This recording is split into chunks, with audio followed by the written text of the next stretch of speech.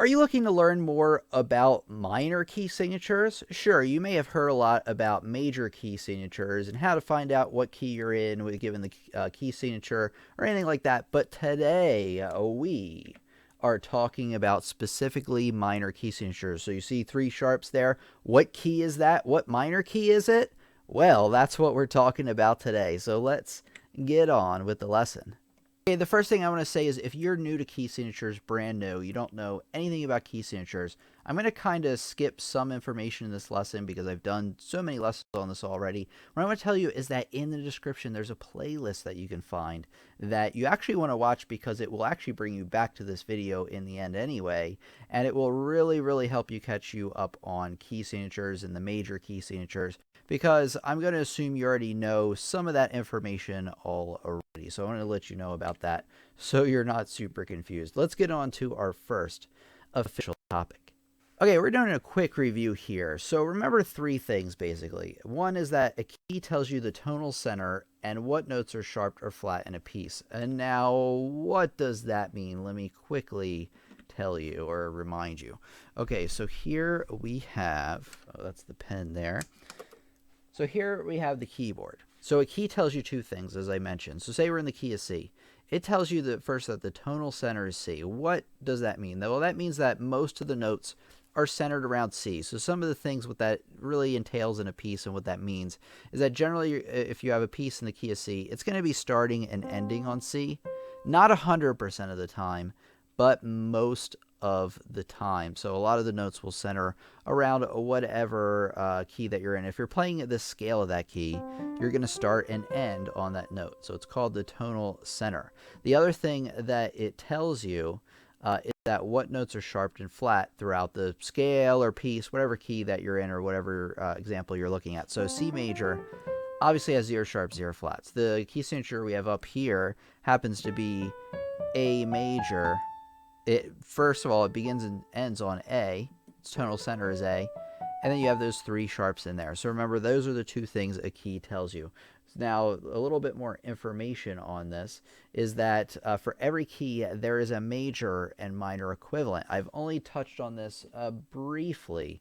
So, for instance, G major has 1 sharp, F sharp. There's also a minor with 1 sharp, and it also happens to be F sharp. And that happens to be E. And I'm going to talk about how to figure this out. Just like that. But keep that in mind.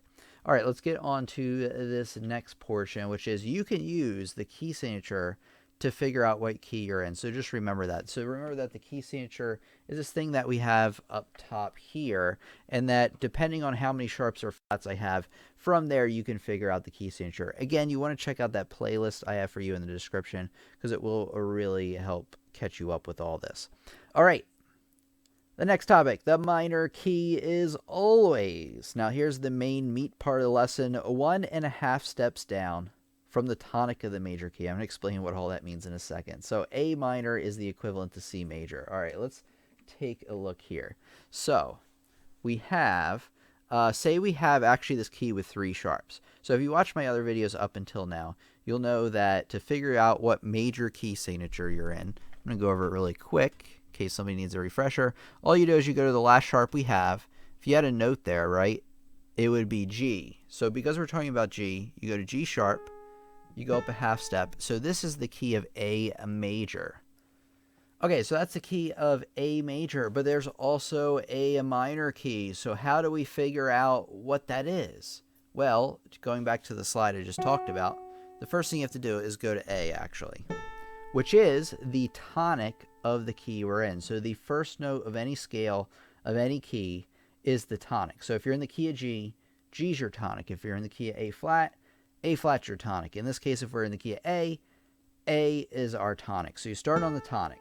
Now, not including that note, you have to go down 1.5 steps, which if you're not really good at just jumping that amount, just count down 3 half steps. So you have this one, and then you go 1, 2, 3.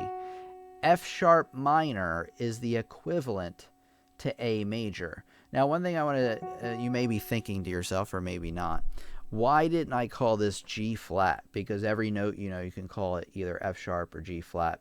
It works pretty much anywhere. Like even C, you could call it B sharp, or I guess D double flat. So every key has two names to it. So why did I call this F sharp instead of G flat? Well, in general, there's a little rule here in that if you're talking about a key signature with sharps, major or minor, and you're trying to convert it to another key signature, that's minor equivalent, you want to make sure you keep it consistent. So because see how A had 3 sharps and not flats? Well, the resulting minor key signature is going to be F sharp instead of a G flat. So F sharp minor has 3 sharps, F, C, and G, just like A minor does. So let me write out the A major scale for you, rather.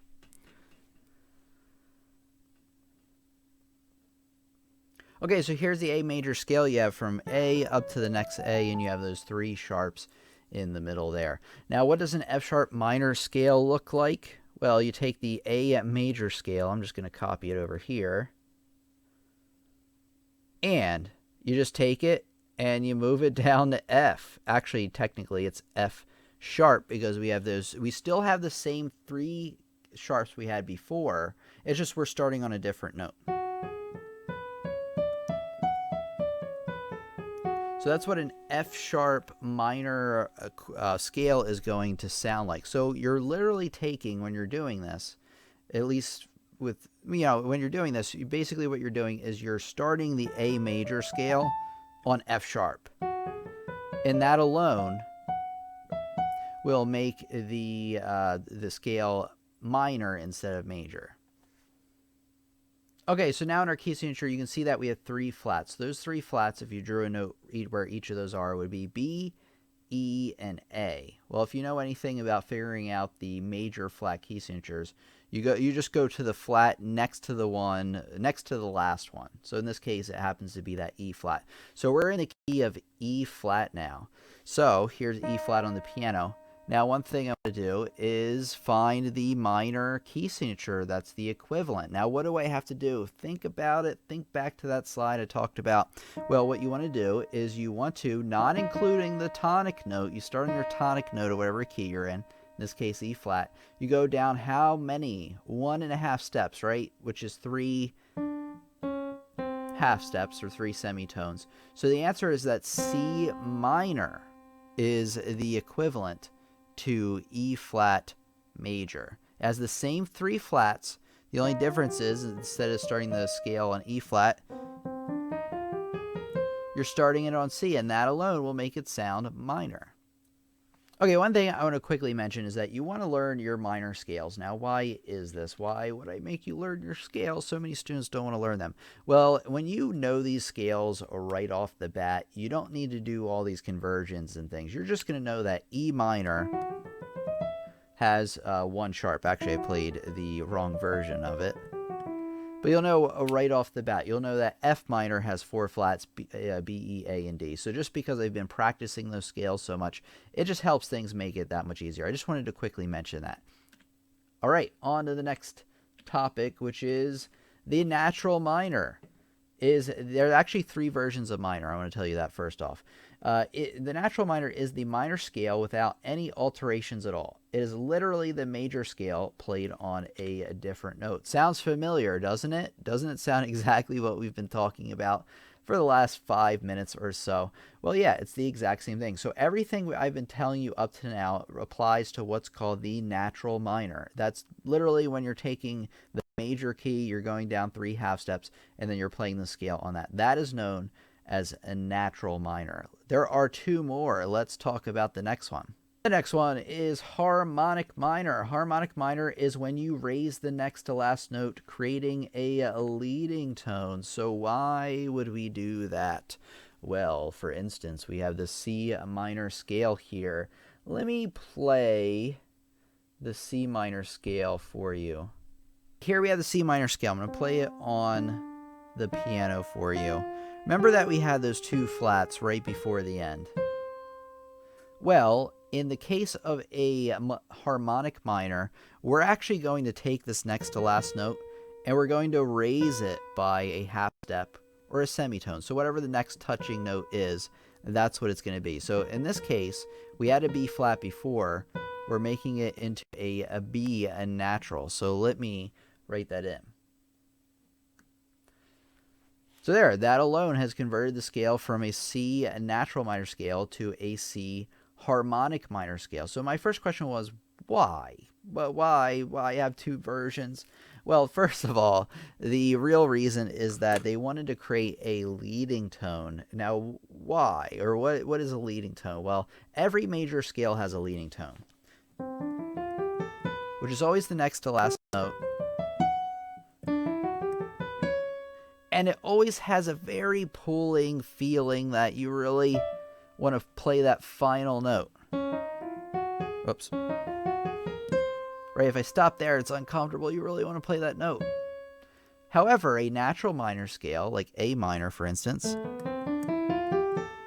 has no leading tone, because a leading tone, by definition, has to be a half step away from whatever note you're ending on. And with a major scale, it just so happens that that next to last note is always a half step away, no matter what. But in natural minor, there is no leading tone, so it kind of sounds a little dry. So they add in that leading tone so they can have that again. There's also a few more implications in terms of what chords it gives you that you can use in that scale. We're not going to get into that so much today, because that's like a whole nother lesson in of itself. That's more of a chord progression lesson. But just know that harmonic minor is when they take the next to last note of the minor scale and they raise it a half step to make it a leading tone. So you're literally replacing that note with the one a half step above. Let's do another quick example of this.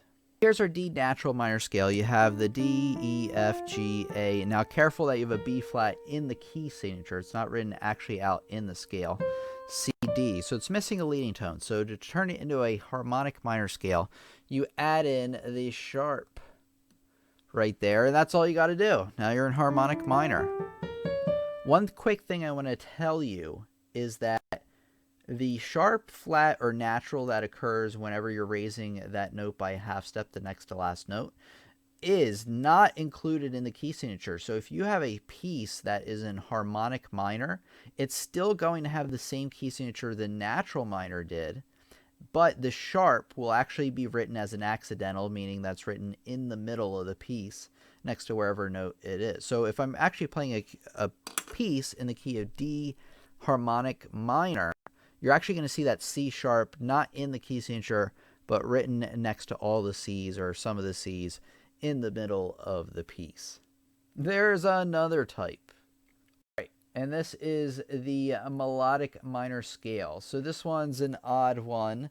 They use this to compose melodies. A lot of times teachers will not make you actually practice the melodic minor scale. I actually don't practice them. I do practice the naturals and the harmonic minors. Those are a little bit more practical. This one is ascending is a minor scale with a raised 6 and 7. So basically what you can think of it is that they took the first part of a minor scale, the first 5 notes of a minor scale, and then they added the last 3 notes of that major scale. So what that looks like is it looks like this.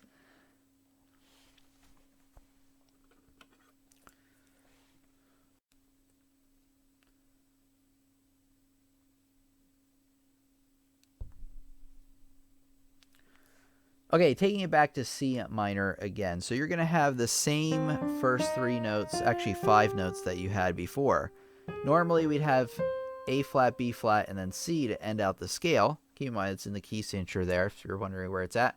So what we got to do is to make it melodic minors, you natural those 2 right before the top, which creates this combination of minor in the beginning, and then you just finish out like you would for the major scale. Coming back down, descending is the natural minor again. So the whole thing is, so you're adding in the flats back in when you are descending. I know it's a strange version of the minor scale, but you should know about it because if you're serious about studying music, you will see books mention it and things like that. So it's important to know, generally what they're talking about. Okay, if you want to learn more about figuring out key signatures, or maybe you want to go back and like learn the tips on figuring out your major key signatures, you definitely want to check out this playlist that I made for you. You don't want to miss out because, like I said, it will really help you broaden your horizons on this topic. And you want to subscribe because we have new lessons coming out all the time and you don't want to miss out. So thanks everybody for coming out, and I'll check you out for the next lesson. Thank you so, so much.